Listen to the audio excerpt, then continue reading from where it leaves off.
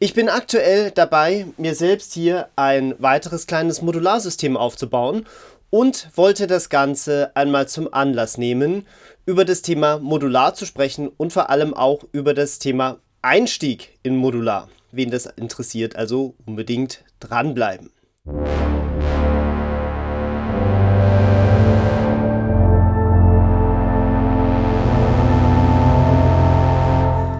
Bevor man sich ein Modularsystem kauft, sollte man sich erst einmal im Klaren sein, was ist ein Modularsystem, was hat es für Vor-, was aber vielleicht auch für Nachteile und ist es dann wirklich was für mich?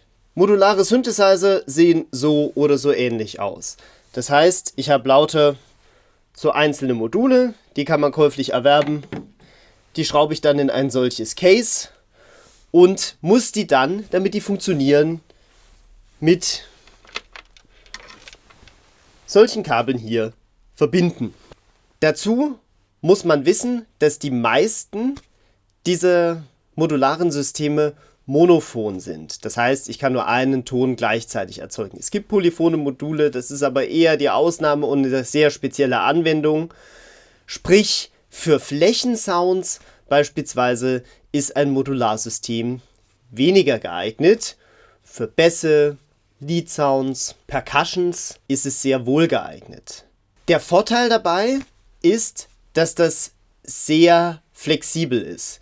Ich bin also nicht wie bei einem normalen Synthesizer an starre Vorgaben gebunden, dass also erst der Oszillator kommt und dann VCF und VCA oder umgedreht, sondern ich kann das beliebig vertauschen. Nachteilig dabei ist, wenn ich alle Kabel abziehe, so wie jetzt, höre ich eben gar nichts.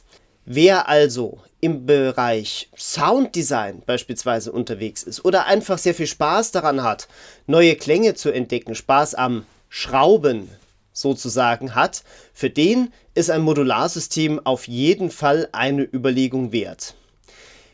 Wer eher der Typ ist, der gerne Presets nutzt, sich von Presets dann auch irgendwo inspirieren lässt und die abwandelt, der wird möglicherweise enttäuscht werden, denn ein Preset gibt es nicht. Ich kann auch nichts abspeichern, sondern ich habe letzten Endes immer genau einen Sound und das ist der, den ich gepatcht habe. Wenn du jetzt sagst, oh ja, das ist was für mich, dann empfehle ich dir zu abonnieren und die Glocke zu läuten, denn in den nächsten Videos gehe ich dann Stück für Stück darauf ein, was man alles braucht. Was brauche ich für Module? Was hat es mit diesem Case und der Stromversorgung auf sich? Was brauche ich vielleicht noch für Zubehör, um das nutzen zu können? Dort also unbedingt dranbleiben. Wenn euch dieses Video gefallen hat, freue ich mich über Kommentare und einen Daumen nach oben.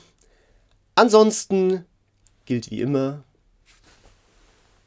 gehabt euch wohl.